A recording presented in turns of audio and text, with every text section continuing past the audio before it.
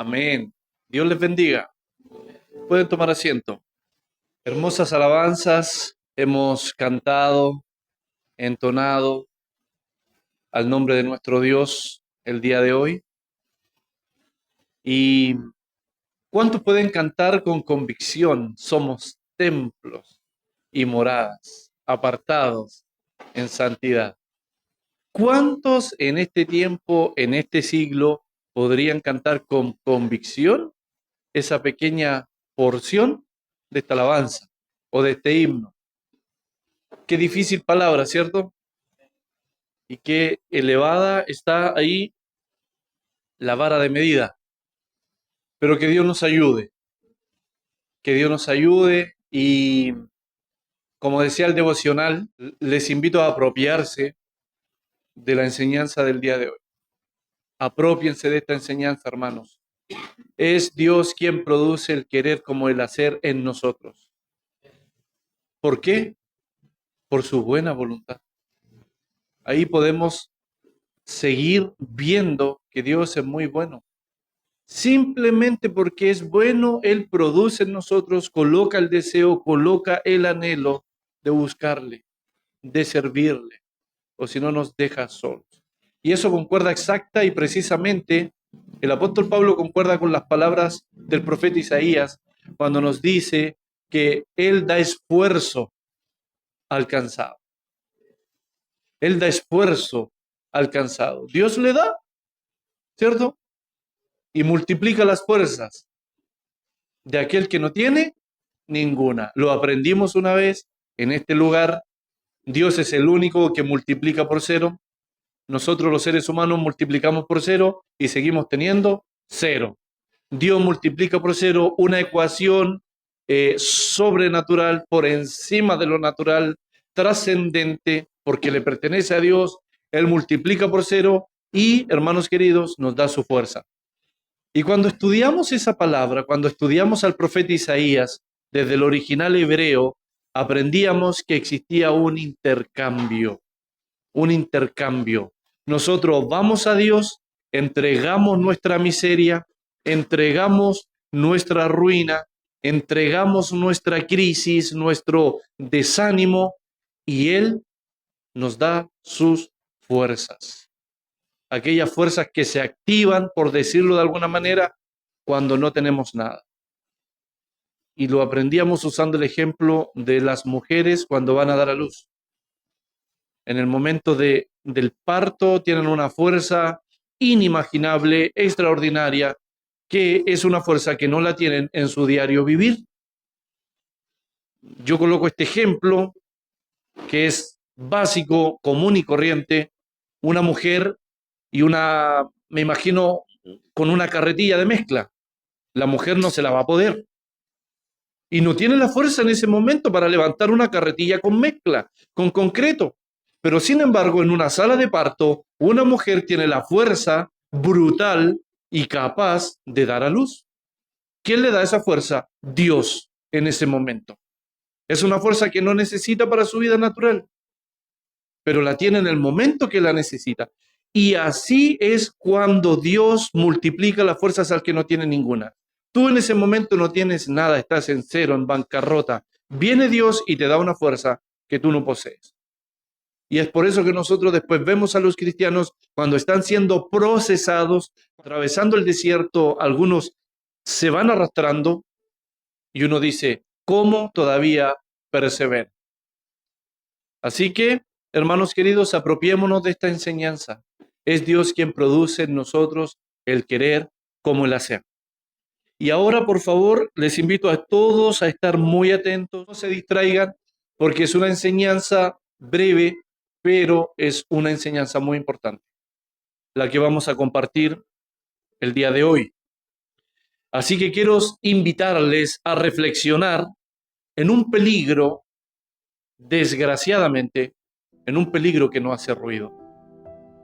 Vamos a hablar de un peligro que no hace ruido. Es un peligro muy, pero muy silencioso y destruye profundamente. Profundamente. Vayamos a nuestro texto base, Santiago capítulo 1, verso 22 y 23. Yo daré lectura solamente parafraseado el texto. Ahí sentaditos nomás, por favor. Santiago capítulo 1, versos 22 y 23. Santiago capítulo 1, versos 22 y 23. Dice así: en el nombre de nuestro Señor Jesucristo, para la gloria de Dios y para la edificación de la iglesia. Les invito a estar atentos, por favor, sin distracciones. No nos acostumbremos a distraernos en el momento de la reunión, del servicio, ni mucho menos en la palabra. Dice: pero sed hacedores de la palabra, y no tan solamente oidores, engañándoos a vosotros mismos. Ahí está ese peligro silencioso. ¿Por qué he escogido este texto de Santiago? Porque la expresión engañándoos proviene de un verbo griego paralogizomai, no sé si lo recuerdan, ya lo vimos aquí, ya lo aprendimos, paralogizomai, que implica tres cosas muy importantes. Número 1, razonar falsamente. Razonar falsamente. Número 2, sacar conclusiones equivocadas. Sacar conclusiones equivocadas. Y número 3, autojustificarse con argumentos internos. Autojustificarse con argumentos internos. Este es el peligro muy silencioso, que muchos creyentes no nos damos cuenta, hermanos queridos, y estamos sumergidos hasta el cuello en el autoengaño. Por eso es muy importante que nosotros como iglesia el día de hoy meditemos en esto. Engañarse a sí mismo no es algo externo. Engañarse a sí mismo no es algo externo, es un fraude espiritual interno. Es un fraude espiritual interno. Pregunta: ¿cuándo ocurre el autoengaño? ¿Cuándo ocurre el autoengaño? Respuesta: cuando hay exposición a la verdad, cuando estamos expuestos delante de la verdad, pero lamentablemente no hay una transformación por esa verdad. Qué tremenda pregunta y qué tremenda respuesta, ¿cierto? ¿Cuándo ocurre el autoengaño? Cuando estás expuesto a la verdad y no hay una transformación por esa verdad en nuestra vida. Qué terribles palabras, hermanos queridos, para concientizar el día de hoy. El autoengaño es como una ilusión espiritual. Es una ilusión espiritual. Y nosotros debemos saber que el mayor peligro no es ignorar la verdad.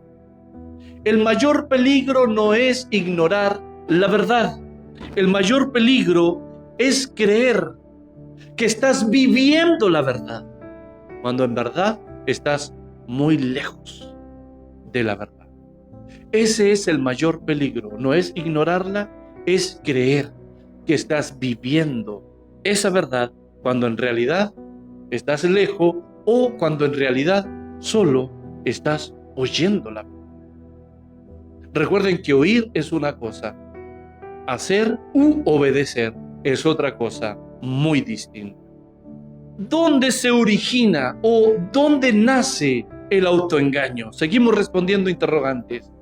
El día de hoy seremos educados sobre este tema y el propósito ¿cuál es? Que salgamos del autoengaño si es que nos encontramos al someternos a este autoexamen. Si vemos que estamos en el autoengaño, debemos salir de ahí, ¿cierto? Ese es el propósito de esta enseñanza. ¿Dónde se origina o dónde nace el autoengaño? Pues se origina, y escúchenlo bien por favor, se origina en la pasividad espiritual. ¿Entendemos eso? ¿Cuándo nace? ¿Cuándo se origina el autoengaño? En la pasividad espiritual. Cuando simplemente vives para venir a las reuniones. Nada más. Cuando no vives para orar, para llevar una vida constante de estudio, de investigación en la palabra, cuando no vives para llevar una vida activa al servicio del Señor, cuando no vives para compartir el Evangelio, cuando no vives para juzgar aquellas cosas que Dios juzgaría y que Dios despedazaría. ¿Cuándo nace y se origina el autoengaño?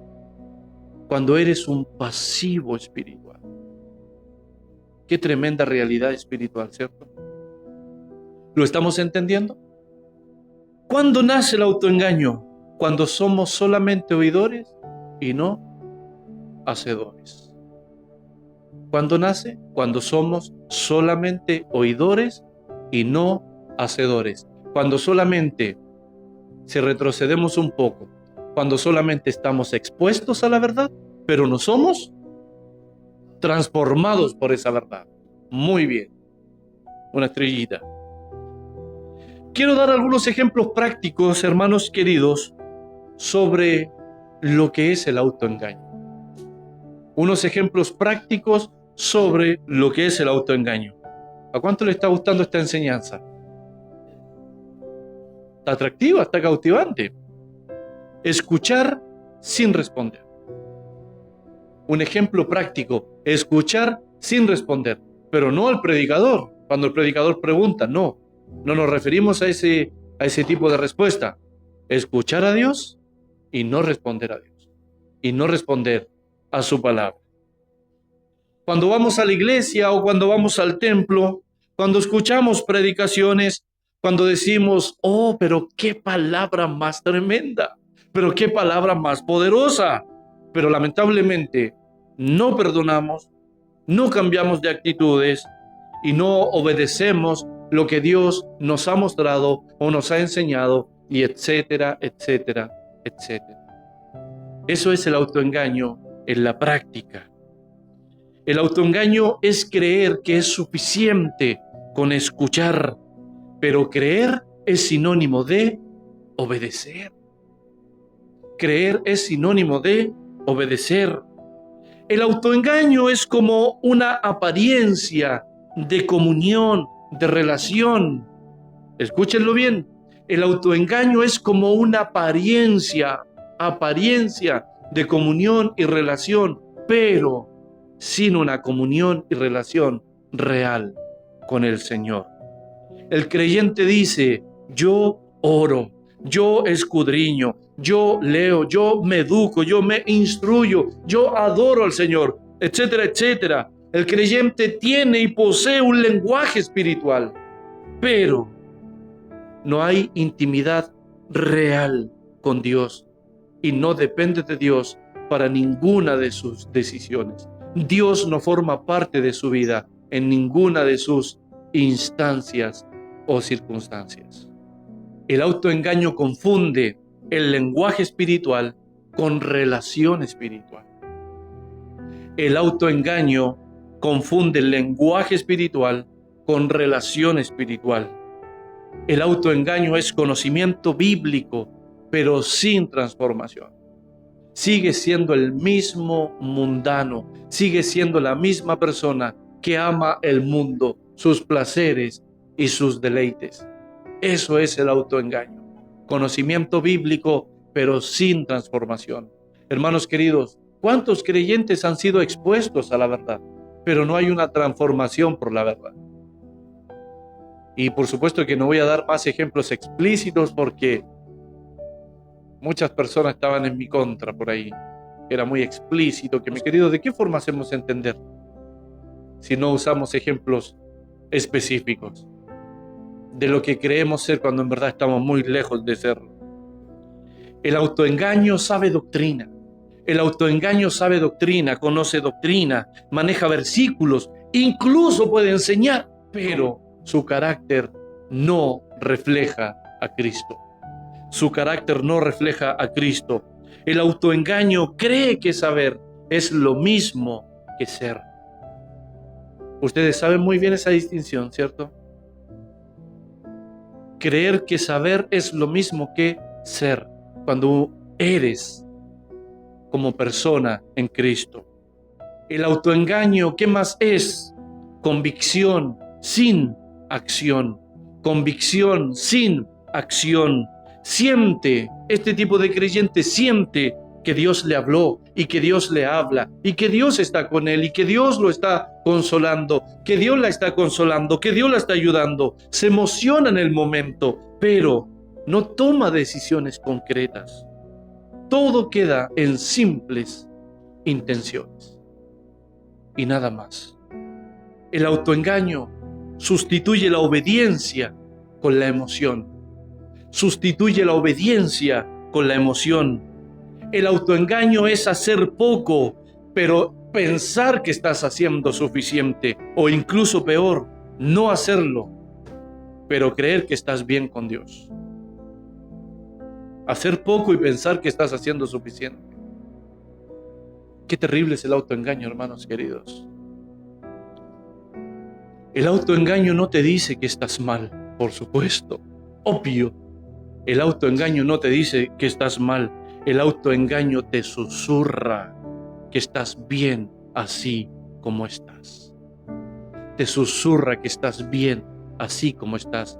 Nunca te autoexaminas, nunca te autojuzgas, nunca, porque te ha susurrado que estás bien así como estás. Dando lo que estás dando, sirviendo de la manera que estás sirviendo. Así es el autoengaño. Entonces, querida iglesia, ¿hay pecados que se ven? Por supuesto que sí. Y hay pecados que se esconden, que están ocultos, que son silenciosos, pero destructivos. Y hay un pecado que es el más peligroso de todos. Y es el que estamos exponiendo, exhibiendo aquí en este día públicamente. ¿Cómo se llama? El autoengaño. Y lo estamos exhibiendo públicamente. El autoengaño, hermanos queridos, el pecado más peligroso, porque todos creemos que no lo tenemos. ¿Qué les parece, querida iglesia? Todos creemos que no lo tenemos, el autoengaño.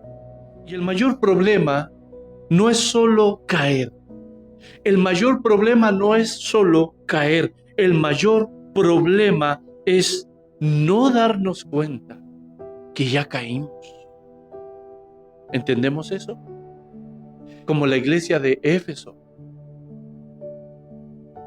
Pero tengo contra ti que has dejado tu primer amor.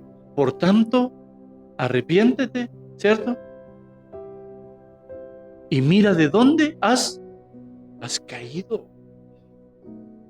Y si el Señor le dice que mira de dónde has caído, ¿dónde estaba la iglesia? ¿Dónde estaba? Mira de dónde has caído, ¿dónde estaba? ¿Dónde? En el suelo. Estaban en el suelo. ¿Se dan cuenta? Pero si el Señor no se los dice, ¿ellos se enteran? ¿Por qué creen que le dice, mira de dónde has caído? Estaban en el suelo y eran la iglesia del primer siglo de Éfeso. Y miren, yo conozco tu obra, yo conozco tu paciencia, yo conozco tu arduo trabajo, yo conozco tu tribulación, yo conozco tu paciencia, etcétera, etcétera. Pero tengo contra ti que has dejado tu primer amor, por tanto arrepiéntete y mira de dónde has. Tenía todo eso lo que les he mencionado. ¿Pero dónde estaba? En el suelo. Hermanos queridos, ¿se dan cuenta lo que es la vida cristiana? La vida cristiana es para gente, no voy a decir perfecta, así que no piensen que la vara aquí, el Señor está colocando una vara imposible. No, porque la Biblia dice que lo que es imposible para los hombres es posible para Dios. Y está hablando de la salvación en el Evangelio de Lucas. ¿Me entienden? Cuando habla del proverbio judío de que es más fácil que entre el camello por el ojo de una aguja a que un rico entre en el reino de Dios, ¿cierto? Entonces la gente murmuraba y decía, oye, entonces ¿quién podrá ser salvo? Porque yo estoy diciendo esto de la iglesia de Éfeso y ustedes dicen, oye, entonces, ¿quién va a ser salvo con todo esto? Si puedes tener todas estas obras benéficas, beneficiosas, y sin embargo estar en el suelo, ¿quién puede ser salvo con todo esto? Entonces así murmuró la multitud cuando Jesucristo dijo que es más fácil que pase el camello por el ojo de una aguja a que un rico entre en el reino de los cielos. Y ese es un proverbio judío para hablar de la imposibilidad de las cosas. Entonces la gente murmura y dice, oye, entonces ¿quién podrá ser salvo si un rico no se puede salvar? ¿Y saben por qué Jesucristo usa a un rico?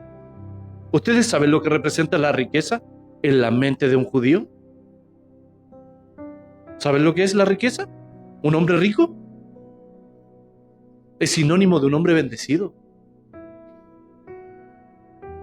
Por eso Jesús dice, más fácil que entre el camello a que un rico entre en el reino de los cielos. ¿Un rico? Espérate, ¿un rico no puede entrar en el reino de los cielos? Cuando la riqueza era sinónimo de bendición, sinónimo del favor de Dios sobre tu vida. Por eso Jesucristo también les trastornó la fe cuando les dijo que el rico y Lázaro, ¿dónde se fue? Al Hades. Y el mendigo, el pobre, ¿dónde se fue?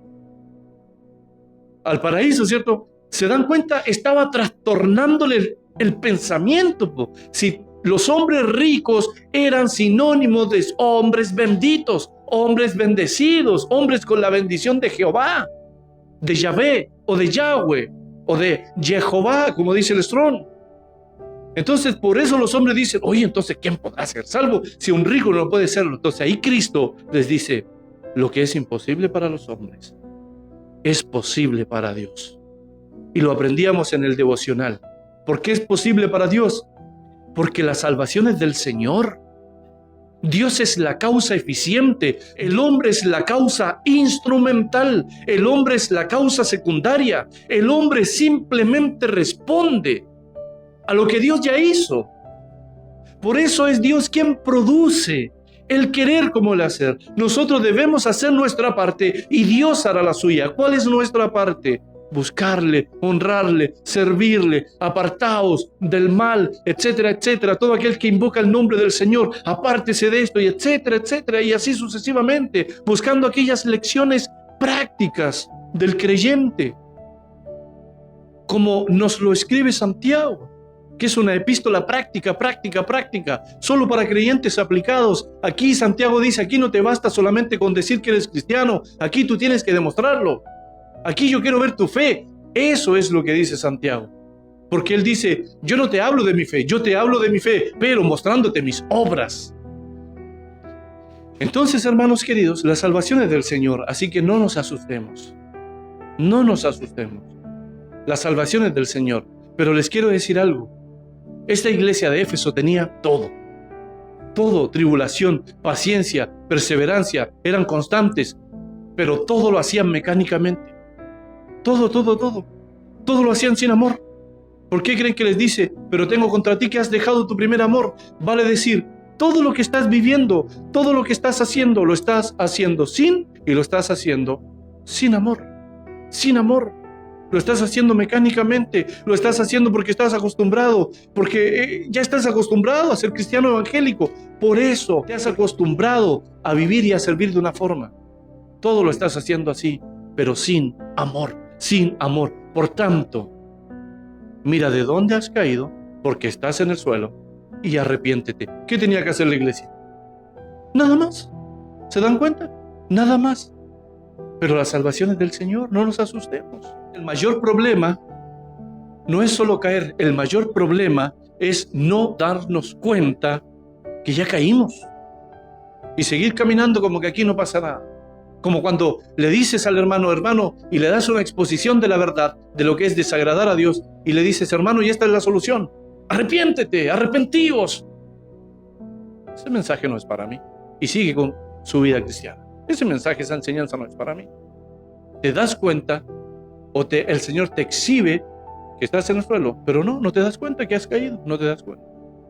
Ese pecado tiene nombre y lo estamos exponiendo, lo estamos exhibiendo públicamente, hoy aquí en este lugar, el autoengaño. El autoengaño es peligroso. ¿Por qué? Porque te permite vivir lejos de Dios y tú sintiéndote cerca de Él. El autoengaño te permite vivir lejos de Dios y usted y yo, por supuesto, haciéndonos sentir que estamos cerca de Él.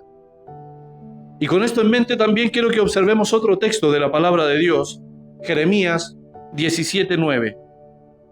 Jeremías 17:9 dice, engañoso es el corazón más que todas las cosas y perverso, ¿quién lo conocerá? Engañoso es el corazón y perverso. Cosas, ¿quién lo conocerá? Entonces yo con este texto quiero mostrarle tres verdades. Tres verdades. Así que atentos. Primero, la raíz del autoengaño, ¿dónde está? En el corazón. La raíz del autoengaño está en el corazón. Cuando el profeta Jeremías dice engañoso, usa la palabra hebrea akov, que significa torcido, traicionero y fraudulento. Así es nuestro corazón, torcido, chueco, traicionero, fraudulento. Por eso no le cuesta mucho engañar, traicionar, defraudar. Por eso no le cuesta mucho. ¿Qué significa esto? Que el corazón no solo se equivoca, el corazón distorsiona la realidad. Akov. El corazón no solo se equivoca, el corazón distorsiona la realidad. Y luego añade el profeta diciendo que es perverso. No solo es engañoso, no solo es torcido, también es perverso. Y aquí viene el verbo hebreo anás, que significa incurable, enfermo sin remedio humano, anás, perverso, incurable y un corazón enfermo, sin remedio humano. Y escuche esto con atención, por favor. El problema del hombre no es solo lo que hace. El problema del hombre no es solo lo que hace. El problema del hombre es lo que él es. El problema no es que a veces nos engañamos. El problema es que tenemos una tendencia natural a hacerlo constantemente. Nos engañamos solitos, hermanos. No tienen ni que engañarnos. Tenemos una tendencia natural a hacerlo, a autoengañarnos, porque la raíz del fraude, ¿dónde está? En mi corazón. Y aquí viene la primera confrontación para nosotros. Si confías en tu corazón, sin la luz de Dios, ya estás en completo peligro. Si confías en tu corazón, sin la luz de Dios, sin la luz del Evangelio, sin la luz de la palabra, ya estás en completo peligro. Imagínate a los creyentes que no tienen la luz de la palabra. Pero son creyentes, están en la iglesia, pero tienen cero luz de la palabra. ¿Para qué vamos a hablar del mundo? ¿Cierto? Que es la condenación. Y esta es la condenación. ¿Cuál? Que la luz vino al mundo. Y los hombres amaron más las tinieblas que la luz, porque sus obras eran malas. Esa es la condenación. Por eso la gente se va a condenar. No porque algunos fueron predestinados para salvación y otros fueron predestinados para condenación. No, ellos se van a condenar porque dice el Evangelio de Juan, y esta es la condenación. ¿Cuál es, Juan? Que la luz vino al mundo. Y los hombres amaron más las tinieblas que la luz, porque sus obras eran malas. Esa es la condenación.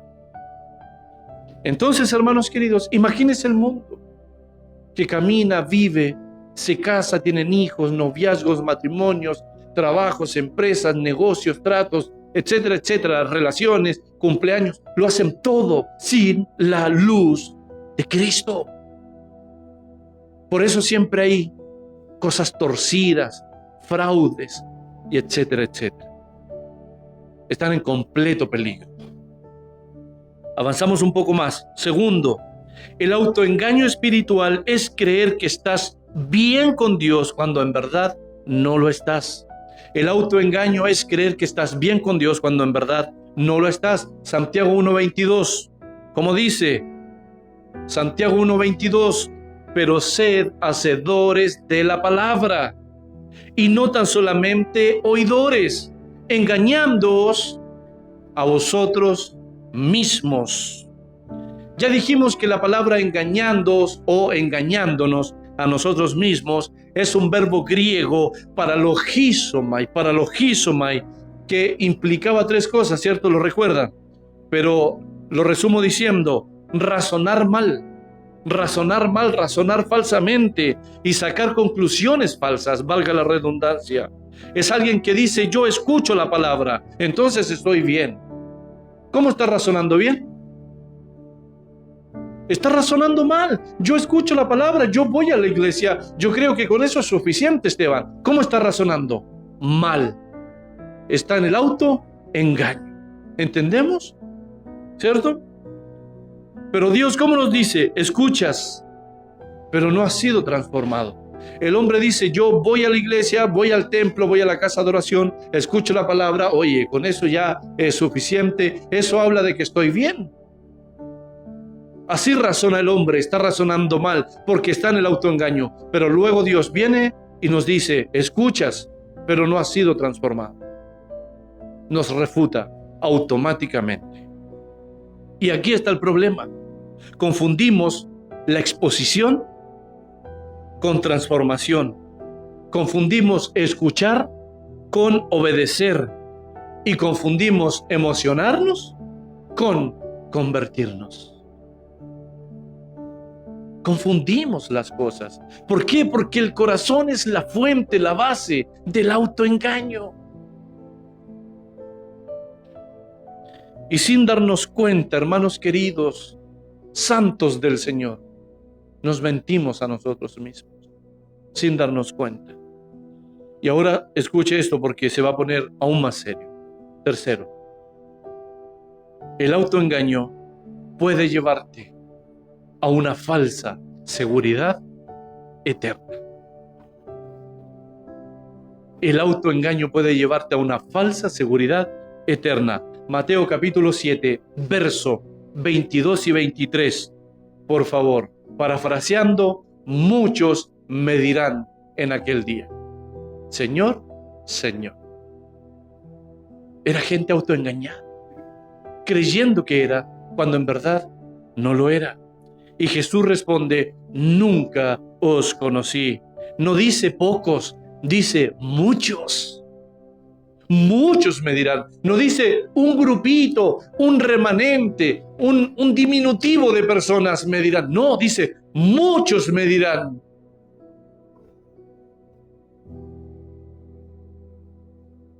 Qué desgracia, hermano.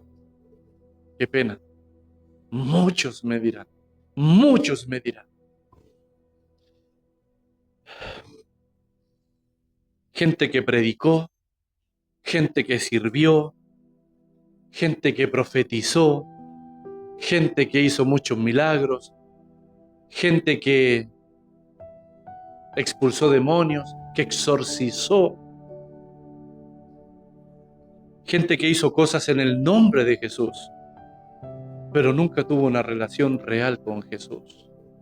Nunca. Y esto es estremecedor, porque el autoengaño no te saca de la iglesia. El autoengaño no te lleva al mundo. El autoengaño te deja dentro de la iglesia, pero lejos de Dios. Lejos de Dios. Puedes cantar, puedes predicar, puedes servir, puedes profetizar, hacer milagros, levantarte como muchos lo hacen en las iglesias, vivir toda una vida en el mundo tras sus amantes, llegar a la iglesia, dar los servicios, aleluya, gloria a Dios, y salir a profetizar. Puedes hacer todo esto y más, y aún así estar perdido, perdida. Entonces, querida iglesia, ya para ir cerrando nuestra enseñanza, ¿qué es el autoengaño? El autoengaño es cuando sustituyes la intimidad con el Señor por actividades. Es cuando confundes la emoción con la conversión, ya lo dijimos, solo estoy reforzando. Es cuando reemplazas las convicciones por las costumbres, porque estás acostumbrado. Y ya enseñamos que no todo lo que parece espiritual es aprobado por Dios. No todo lo que parece espiritual, no todo lo que parece correcto es aprobado por Dios. Y usamos el ejemplo en nuestra enseñanza anterior de una persona que puede ofrendar. Es correcto, ¿cierto? Es aprobado ofrendar. Pero Dios, al examinar la motivación correcta, puede no ser aprobado por Dios. Entonces, no todo lo correcto es aprobado por Dios. Ahora la pregunta no es teórica. Ahora la pregunta es personal. Ahora la pregunta no es teórica. Ahora es personal. ¿Cómo vencemos el autoengaño? ¿Cómo vencemos el autoengaño? Hermano Esteban ya nos presentó todo este asunto, mi corazón ya está temblando, etcétera, etcétera. Ya nos mostró el problema. Ahora, por favor, ayúdenos con el remedio. Primero, exponiéndonos correctamente a la palabra de Dios. Siempre, hermanos queridos, lo primero, exponiendo nuestra vida correctamente a la palabra de Dios. Con arrepentimiento, con humillación, con ruego, con súplica, en la presencia del Señor. ¿Cómo vencemos el autoengaño? Con estas cosas que les he mencionado, y no solo para aprender, sino para ser confrontados por el Señor, para ser limpiados y para ser ayudados por Él. Segundo, pidiéndole a Dios que examine nuestro corazón. Pidiéndole a Dios que examine nuestro corazón. Como dice el Salmo 139, examíname, oh Dios, examíname, oh Dios. ¿Cómo vencemos el autoengaño? Pidiéndole a Dios que examine nuestra vida. Porque el que no se examina, ¿cómo termina? Engañándose. Todo aquel que no se examina, termina engañándose. Hermanos queridos, aparte un tiempo, un minuto de su vida, a examinarse. Siéntese, cierre los ojos en su casa, apague el televisor, suelte su celular, etcétera, etcétera, y conéctese con Dios y dígale al Señor, ayúdame a examinarme. Y tercero, abrazando la verdad de Dios, aunque duela. Abrazando la verdad de Dios, aunque duela, porque la verdad es cierto. Enseña, redarguye, corrige, duele, confronta, muchas cosas más, ¿cierto? Pero la verdad también sana.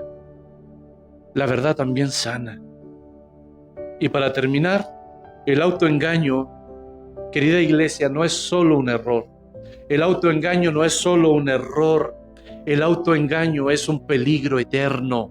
No es solo un error, es un peligro eterno, porque te hace sentir seguro cuando en realidad estás lejos del Señor. Pero hoy Dios, en su misericordia, en su bondad, no solo nos está hablando con esta palabra, sino que también nos está mostrando nuestro corazón. Nos está exhibiendo la realidad de nuestro corazón. Y mejor es una verdad que duele hoy que una mentira que nos condenará mañana. Mejor es una verdad que nos duele hoy que una mentira que nos va a condenar mañana. Así que hoy, querida iglesia, no endurezcas tu corazón. No endurezcas tu corazón. Permite que Dios lo examine. Permite que Dios lo confronte. Permite que Dios lo transforme. Permite que Dios lo sane. En el nombre de Jesús. ¿Cuántos dicen amén? Colóquese de pie.